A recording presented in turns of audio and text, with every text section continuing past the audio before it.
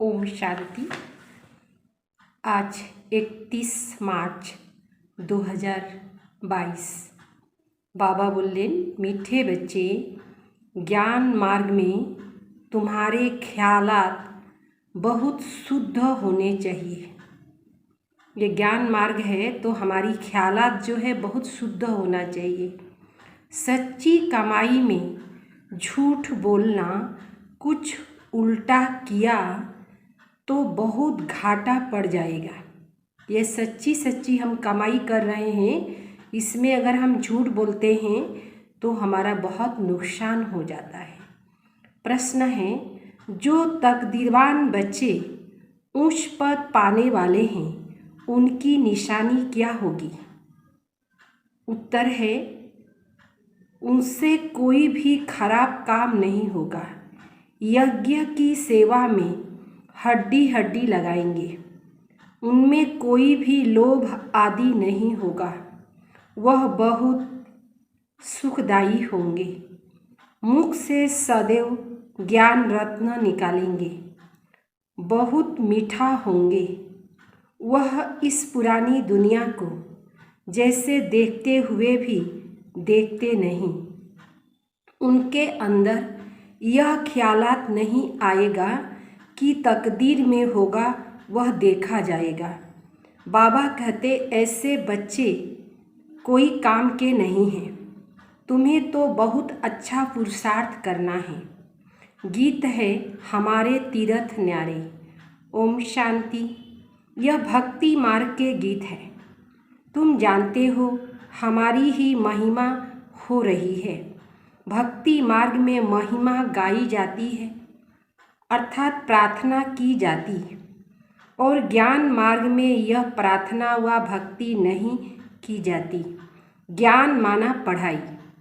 जैसे स्कूल में पढ़ते हैं, पढ़ाई में एम ऑब्जेक्ट रहती है। हम यह पढ़कर फलाना पद पाएंगे, यह धंधा करेंगे। कोई सीखते हैं, ऐसे ठगी करेंगे, पैसे कमाएंगे। बहुत पैसे के लिए ठगी करते हैं, इसको भी भ्रष्टाचार कहते हैं। लूट मार भी करते हैं, गवर्नमेंट की चोरी करते, धन कमाकर अपने को सुखी रखने के लिए और बाल बच्चों को सुखी रखने के लिए। पढ़कर शादी आदि करने के लिए। यहाँ तो तुमको पैसे कमाने की बात ही नहीं। यह है पवित्र पढ़ाई। भल गृहस्थ व्यवहार में रहते हो, सिर्फ पढ़ना है। कोई कहते हैं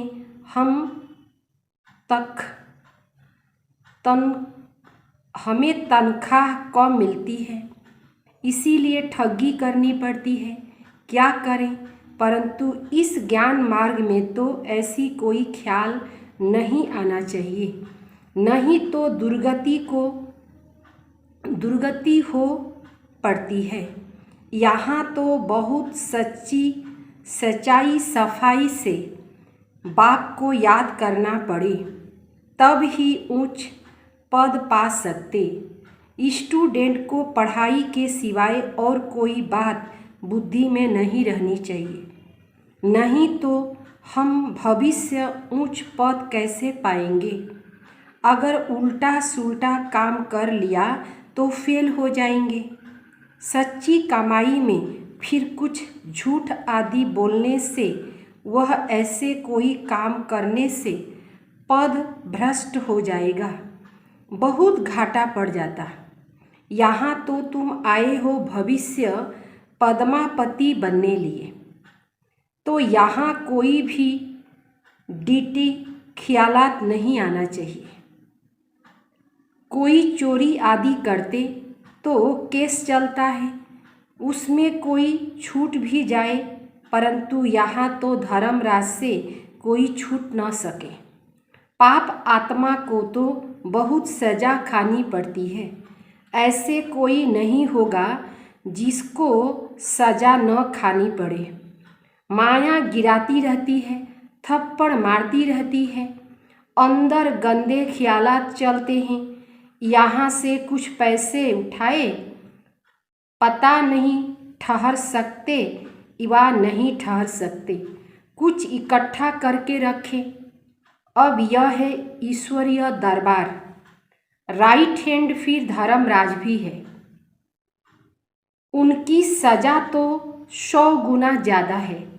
नए नए बच्चों को शायद मालूम न भी हो, इसीलिए बाबा सावधान करते हैं।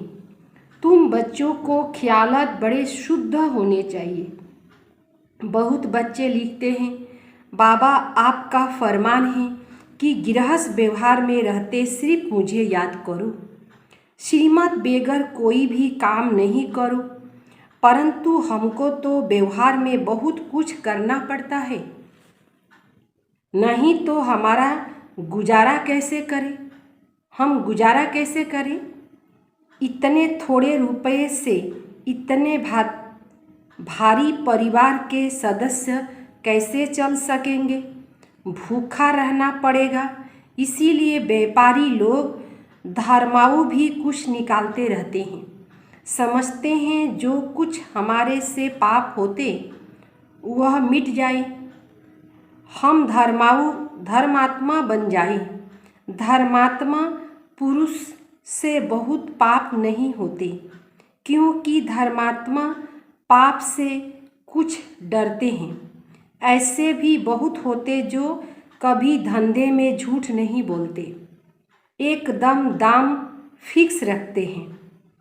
कलकत्ता में एक बर्तन बेचने वाला था, सबके दाम बोर्ड पर लिख दिया था, फिर कुछ भी कम नहीं करता। फिर कोई तो बहुत झूठ बोलते। यह तो ज्ञान की पढ़ाई है। तुम पढ़ते हो भविष्य 21 जन्म के लिए, तो बाबा को हर बात में सच बताना है। ऐसे नहीं, परमात्मा सब कुछ जानते हैं। बाप कहते हैं पढ़ेंगे तो ऊंच पद पाएंगे, नहीं तो नरक में चले जाएंगे। हम थोड़े ही बैठ देखेंगे कि तुम क्या क्या पाप करते हो। जो कुछ करते हो अपने लिए, अपना ही पद भ्रष्ट करते हो, नहीं तो पाप आत्मा पुण्य आत्मा, बाप आकर पुण्य आत्मा बनाते हैं, तो कोई पाप नहीं होना चाहिए। बच्चों के लिए तो पाप का 100 गुना दंड हो जाएगा, बड़ा घाटा पड़ता है। ऐसे ख्याल नहीं रखना है कि जो होगा सो देखा जाएगा, अब तो कर लो।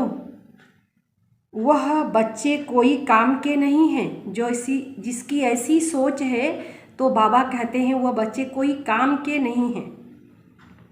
इस पुरानी दुनिया को तो बिल्कुल ही भूल जाना है, देखते हुए जैसे देखते ही नहीं। हम एक्टर्स हैं, अब नाटक पूरा होता है। 84 जन्म पूरे किए, अब क्या करना है? 84 जन्म हमारे पूरे हो गए और अब हमें वापस चलना है, हमको वापस जाना है। जितनी सर्विस करेंगे उतना ऊंच पद पाएंगे। अभी प्रदर्शनी मेले की सर्विस निकलती है। जो ऊंच पद पाने के पुरुषार्थी होंगे उन्हों का ख्याल चलता रहेगा कि जाकर सुने, सीखे कि कैसे भिन्न भिन्न रीति से समझाते हैं। वह चक्र लगाते रहते हैं, सुनते रहेंगे फलाना कैसे समझाते हैं। ऐसे सुनते सुनते बुद्धि का ताला खुल जाएगा। बहुत लिखते हैं प्रदर्शनी से हमारी बुद्धि का ताला खुल गया, बाबा ने बहुत मदद दी। बाबा ऐसे बहुत मदद देते, परंतु किसी को पता नहीं पड़ता। समझते हमने बहुत अच्छा समझाया। कोई सच्चे बच्चे समझते हैं कि यह सारी मदद बाबा की है। प्रदर्शनी की सर्विस से बहुत उन्नति हो सकती है। तुम ज्ञान सागर के बच्चे हो। बाबा की याद में रहने से ही बड़ा बल मिलता है। योग बल से तुम विश्व के मालिक, विश्व के बादशाह ही लेते हो। बस सिर्फ यही याद रहे कि हमको बाबा से वर्षा लेना है और श्रीमत पर चलना है। बस श्रीमत पर चलने में ही कमाई है। बाकी इस दुनिया में तो कोई काम की चीज़ नहीं है, सब खत्म होनी है। तुम ज्ञान सितारे हो, इस भारत को स्वर्ग बना रहे हो और भारतवासी बनने के लायक तो तुमको यहाँ ही बनाना है। यज्ञ के पिछाड़ी तो हड्डी हड्डी चूर कर देनी चाहिए। इसको फिर और कोई लोभ नहीं रहेगा। जिसकी तकदीर में नहीं, उससे फिर खराब काम होते रहेंगे। यहाँ तो तुमको सुखदाई बनना है। बाप कहते हैं मैं सुखदाई बनाने आया हूँ, तुम भी सुखदाई बनो। उनके मुख से सदैव ज्ञान रत्न निकलेंगे, शैतानी की कोई बात नहीं निकलेंगे। झूठ बोलने से तो कुछ न बोलना अच्छा है, बहुत मीठा बनना है। माँ बाप का शो कराना है। बाबा के लिए तो लिखते हैं सतगुरु का निंदक ठोर न पाए। जरा भी कड़वापन अवगुण आदि नहीं होना चाहिए। बहुत हैं जिनको थोड़ी चीज़ नहीं मिलती तो एकदम बिगड़ पड़ते, परंतु बच्चों को परीक्षा समझ शांत रहना चाहिए। आगे बड़े बड़े ऋषि मुनि कहते थे हम ईश्वर को नहीं जानते। अब अगर यह लोग सन्यासी आदि ऐसे कहे तो कोई इनको माने ही नहीं। समझेंगे जो खुद ही ईश्वर को नहीं जानते, वह हमको रास्ता क्या बताएंगे। आजकल एक दो के गुरु बहुत बन गए हैं। हिंदू नारी का पति भी गुरु है, ईश्वर है।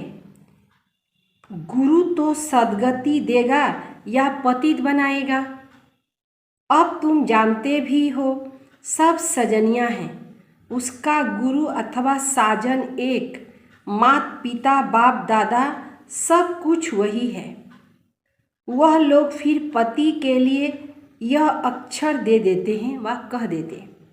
अब यहाँ तो यह बात नहीं, यहाँ तो तुम आत्माओं को परम पिता परमात्मा पढ़ाते हैं। आत्मा इतनी छोटी है जिसमें 84 जन्म का पाठ नुधा हुआ है।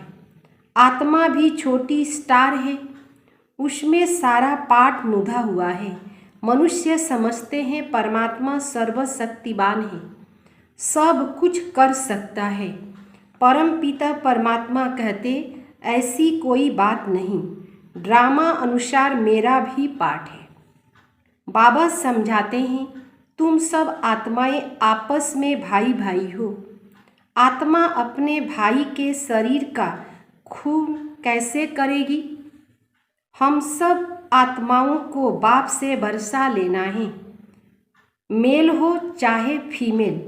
यह भी देह अभिमान छोड़ना है। शिव बाबा कितना मीठा है, तो हम भी शिव बाबा के बच्चे भाई भाई हैं। तो हमको कभी भी आपस में लड़ना झगड़ना नहीं चाहिए। देही अभिमानी रहे तो कभी भी लड़े नहीं। बाबा क्या कहेंगे, बाबा इतना मीठा और बच्चे लड़ते रहते हैं। इस समय मनुष्य में आत्मा का ज्ञान ही नहीं है। हम आत्मा परमात्मा की संतान, फिर लड़े क्यों। मनुष्य तो सिर्फ कहने मात्र कह देते। तुम तो प्रैक्टिकल में हो। बाबा कहते देह अभिमान को छोड़ो, हम आत्मा हैं, अब वापस जाना है। यह तात लगी रहे, पूरा पुरुषार्थ करना चाहिए।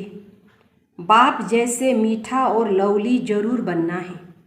तब बाप कहेंगे सपूत बच्चा कितना लवली हो गया, बाबा कितना निरहंकारी।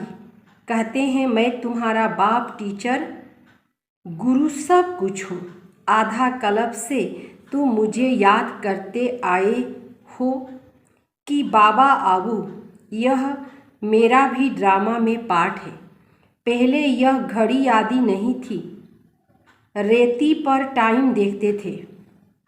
यह साइंस से जो कुछ बन रहा है यह तुम्हारे लिए है। रेती पर मतलब बालू से समय देखते थे। पहले यह घड़ी आदि नहीं थी, रेती पर टाइम देखते थे। यह साइंस का जो कुछ बन रहा है यह तुम्हारे लिए है।